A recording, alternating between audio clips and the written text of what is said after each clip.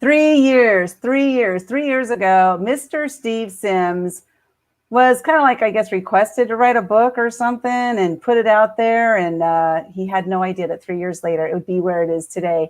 So I'm going to be talking to Steve today. We're going to talk about his book, Bluefishing. Oh, wait, it's not. There we go. Bluefishing. First of all, I want to just dive right into it, Steve. What the heck is bluefishing, and how did you come up with the name? Like, what is that, I didn't. My life has been a series of mistakes and hiccups. I started making these private parties for rich people, and I just wanted to have a little bit of fun with them. So I always used to give them these passwords to get in.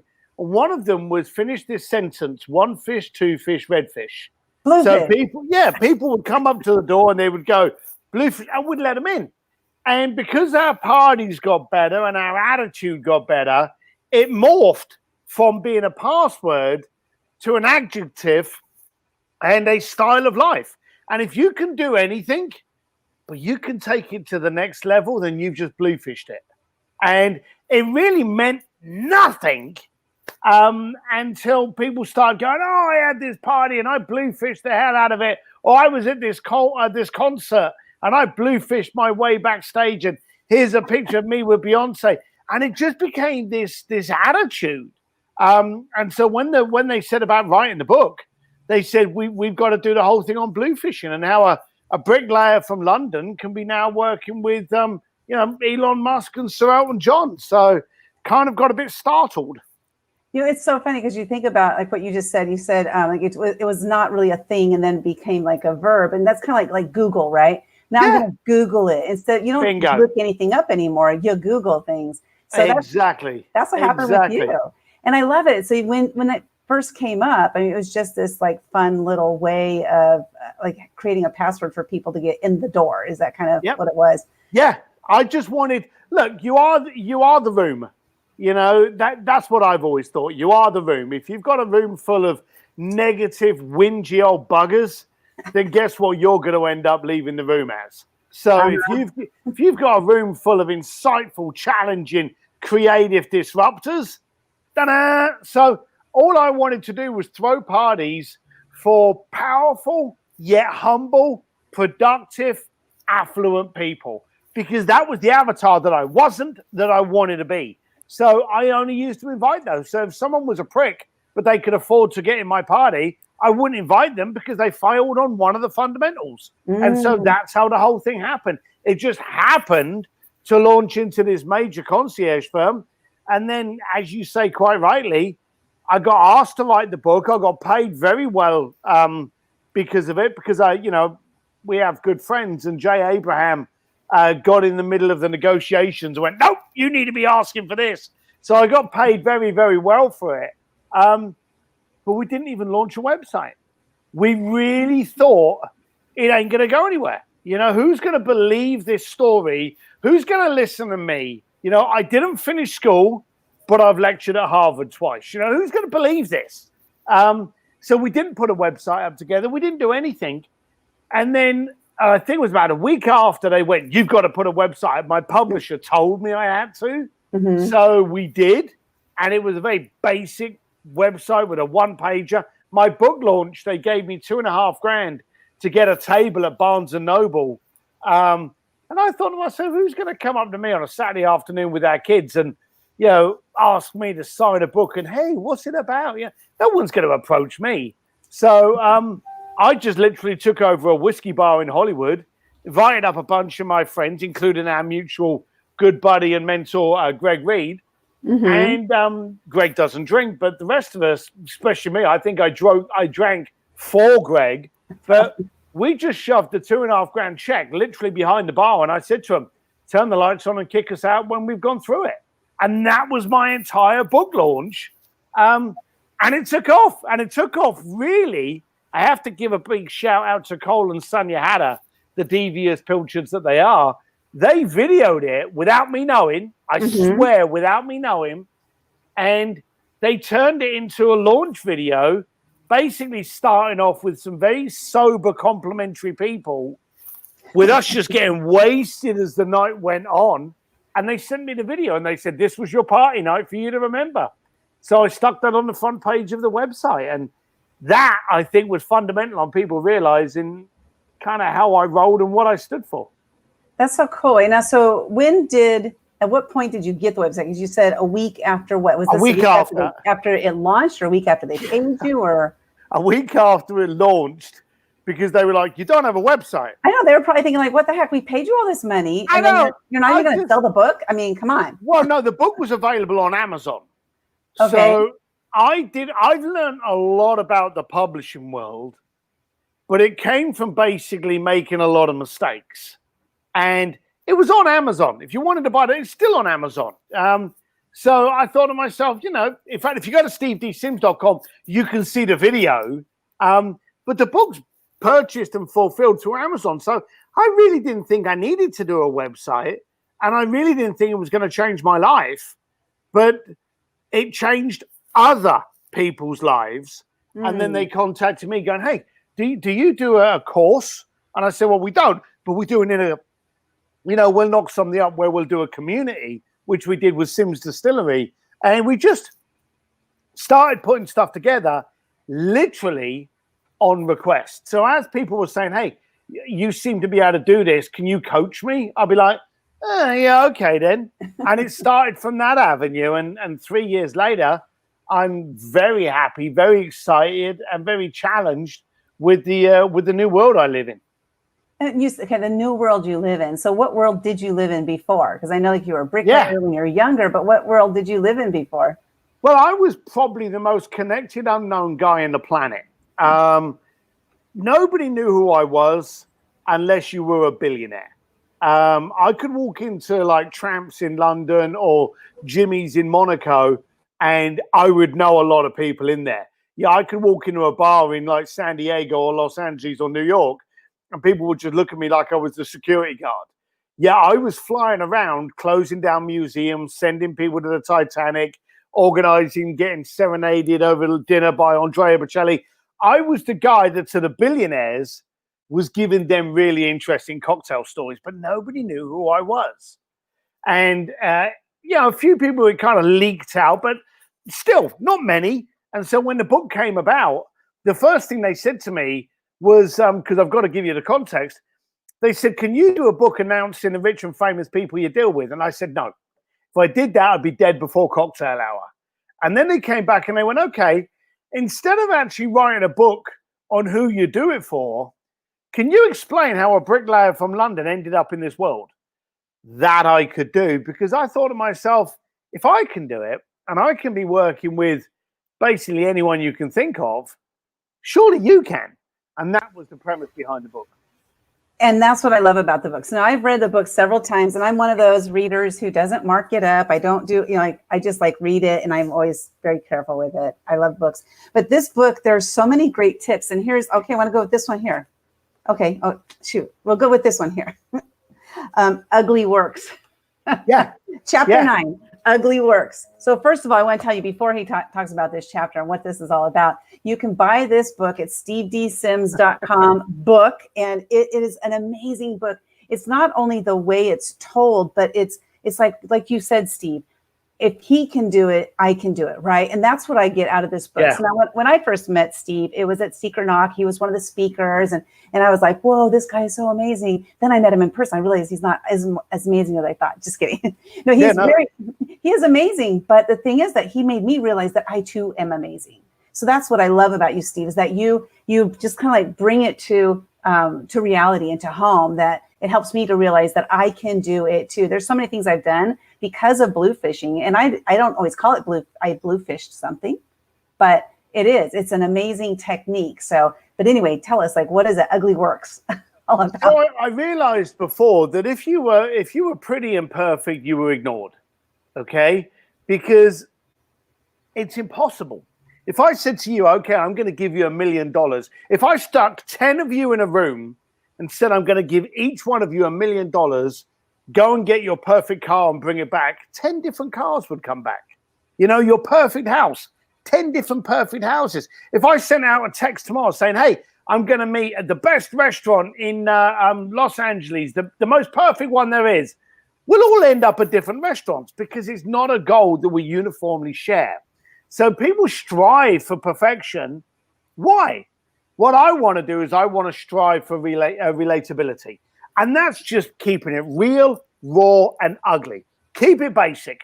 We all know what it's like to trip on a post. We all know what it's like to be walking down a beach and it's not perfect sunshine. So all these people that are trying to filter out the imperfections are actually losing out on what actually makes that day perfect, because the perfection is in the imperfections. So I always say to people, keep it ugly, keep it impactful, keep it real, keep it relatable.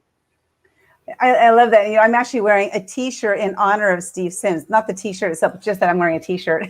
I don't usually wear T-shirts when I do interviews, just because I wear a different color. That's all. But I was like, I'm going to interview Steve today. I'm just going to put on a T-shirt. Keep it ugly, man. Well, let's see. We got some people hopping in here. We got you call her Tammy Girl, Tamra. Tammy Girl, the superhero, the hashtag queen. Yep. Hashtag queen. Awesome. Good. Awesome. Deuces here. We got Tammy. We've got Patty. Hello, everybody. Thank you so much for tuning in. And I just love Steve because he is real and raw. And I remember one day I was talking to you, Steve, and I think it was when I interviewed you at your house up in LA. And I said something about the word. I said a word. And you were like, oh, I hate that word. Oh, I know the one. You know what it is, huh? What is it? Authenticity. Exactly. So I want you to share with everybody why you hate that word. Well, it's become a catchword. Over the past 2 years, people have sat there and gone, oh, he's so authentic. The second you look at someone and go, that person's authentic, you've just acknowledged that the rest of the planet is not. Yep. And that bothers me. It's like me going up to you and going, Linda, you breathe. Wow. We should take it for granted. So the fact that someone is now revered for being authentic has basically established that the planet is built on non-authentic and pre-made, egotistical shell kind of people that put on a good front to hopefully impress you. And that just bothered me. I don't want to be authentic. I want to be me. I like the word I prefer over authenticity, because I just hate that word with a vengeance, is transparency. I want to be impossible to misunderstand. You may not like me and you may not relate to me, and that's fine. I don't take any disrespect whatsoever. You may not even understand a word I'm saying. That's fine. But I'm not going to conform and contort to try and be someone that you should then approve of. I'm not going to carry that effort. So this is it. This is what you get. It's not authentic. It's just transparently me. Oh, you know what I love about that? Because you said, I just want to be I want to be understood, but I don't want to have to explain myself. Is kind of like what I heard there. Yep. I want to be understood. And if I'm not understood, it's okay. Just move on unless you want to try to understand me. Yeah, I don't. So many people now, business is an effort. Life is an effort. COVID, living today takes effort. Why should any of that effort actually be used on trying to be someone that you're not comfortably? It just makes no sense to me. I have seen people that kind of like, they'll be talking to me, and then someone else will come up that's a client of theirs, and they will change. And they'll become a different person. Yeah. The accent, the pronouncing, we've all seen it. And I've said to them, what the hell was that? And they went, oh, yeah, he's a client.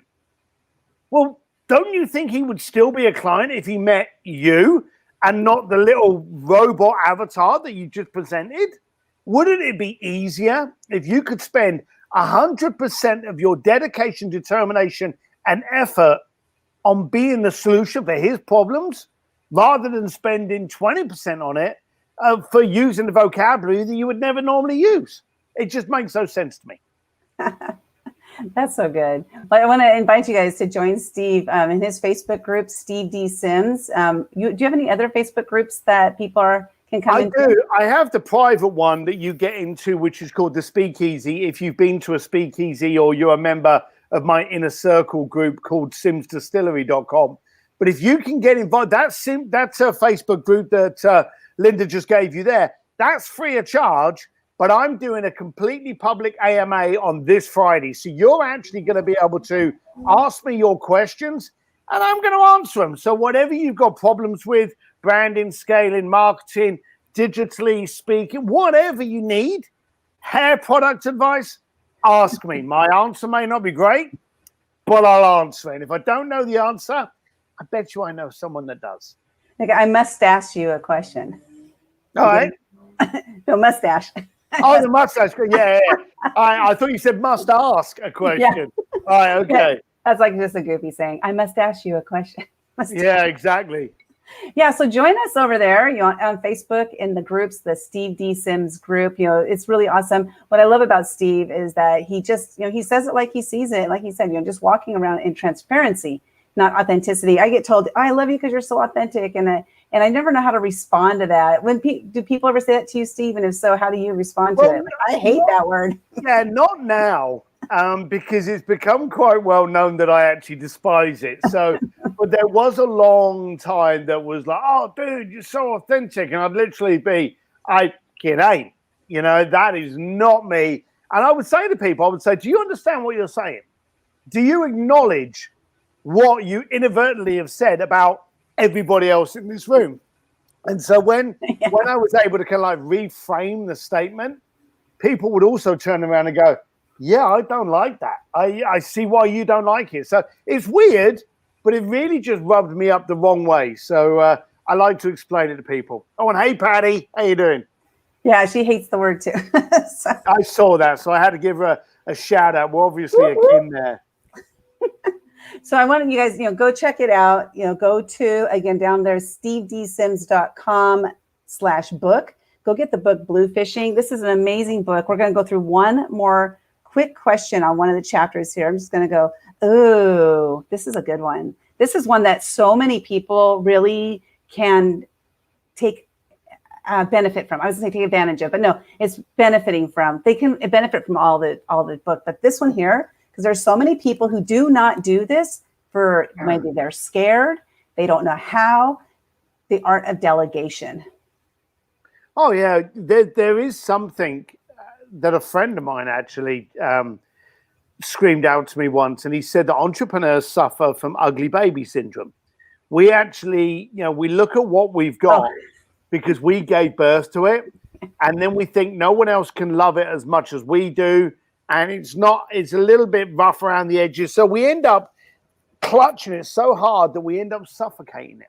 The only way you can help your company, your business, your word, what you stand for, the only way you can help it grow is to let it out. Now, it's tough. It goes against what an entrepreneur does. But for an entrepreneur to actually be successful and to scale, they've got to be able to outsource and delegate the problems and also the stuff that they don't do very well. I am god awful at invoicing. Anyone that works with me knows that I have Claire that handles all invoicing. They phone me up and they're like, Steve, the invoice. And I'm like, don't talk to me. I know nothing.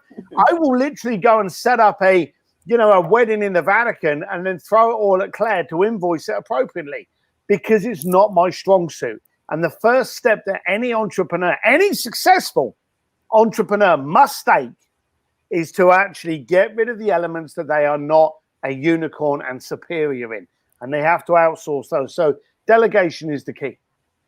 So what would you say would be like the first step to that for somebody who's like, I've got so much stuff to do. I don't know. I don't have the funds to move it here and there to hire other people because they're not going to grow their business if they don't do that, right? Because they're just going to hold on to it all. Linda, that's a fantastic question. So here's how it works. It's very easy. You get a piece of paper, okay? You do circles that interlock. Okay, on the first circle, you put everything in that circle that you are brilliant at. Closing, creating, drawing, whatever it is, you put it in that top one. All right. In the bottom one, stuff that you hate doing, but you do. Accounting, mail merges, CRM programs, setting up ClickFunnels, admin your website. Now, depending on who you are, that bottom box may actually be someone's top box, right? Mm-hmm. And then in the middle, what do you do that you do, but you're not brilliant at. And it could be things like post a mail, go through my reporting at the end of the month, set up an email to send out to my clients talking about the next video campaign I'm doing. Then what you try to do is you look at these things and you will jig them around, and you will jig them around over life. There is nothing static in an entrepreneur's world. And what you do is you'll notice that they overlap. That's why the circles overlap. Once you know what you're shit at, you've got to go and find someone else to do. Once you discover stuff that you do, but so could somebody else, then you go on Fiverr and you pay some 12-year-old in the Philippines to do it for you, just as good for a couple of cents on the dollar. I have caricatures like Tammy Girl put up a brilliant caricature that we had done of Tammy Girl a little while ago. And that was some guy, I think, in Pakistan that did it for like about, I think it was like $15. There you go, because he did it. There it is. That's brilliant. Okay. Now, Tammy's incredibly gifted, but I don't know how good she is at artwork. And she was able to, can I give the details and get someone else to do it? So outsource to get better. But I know you're sitting there going, well, I don't have the money. You'll make money by doing this. But the first thing you've got to do is realize that there's stuff in your world you are not very good at. That's so true. And I know so many people who don't delegate because they have exactly, Tammy said it here, ugly baby syndrome. I love that. And it's so true because, so often I remember, there's some gentleman, I don't remember who it is, that says, if you could find somebody that does it 80% as good as you, is that good enough? Because you're just not going to be able to be good at everything anyway. And sometimes, like for me, I hired a VA and she was better than me at something that I didn't know that she was going to be better than me at. And so I'm like, yes, awesome. She's doing it, So you just never know. You never know what it's going to be. Oh. You never know. And you can't be offended by it. The bottom line of it is, I'm never going to be able to slam dunk a basketball. Okay. I'm 5'11" and I'm British and chubby. I'm not able to do it, nor do I desire to do it. But if I needed it done, would I not get someone that was adequate to do it for me? That's the key point. The end goal, getting that ball through that hoop, I can get someone else to do what I can't. That's what you got to focus on. There you go. Keep that in mind when you're building your business. Go to stevedsims.com/ I keep going that way for some reason, /book and get it. Bluefishing, you guys. This book. Oh, and by the way, I'm giving away 10 books in 10 days. So it's called 10books10days.com. And Steve's book, I'm actually giving it away in there. And Steve, it's not because I don't like it. It's because I have a couple copies. So, and I think this one's actually signed. It is. So you'll be getting one that's signed by Steve to me because I have several of these books. I love it though. And I love to give, and it doesn't do me any good to have a couple copies hanging around. But I'm really excited to give that book away. So go to 10books10days.com for a chance to win Steve's book and other books as well. But Steve, I'm super excited to see your AMA right here in the Facebook group, Steve D. Sims. Come and join us in there so you can ask him anything, and really anything. Anything. Nothing's off the table. It's this Friday, 12:30 Pacific, on that Facebook page. Just register. Well, just not register. Just join that Facebook group. You can jump off afterwards. I don't care. We're not selling anything. It doesn't cost you anything.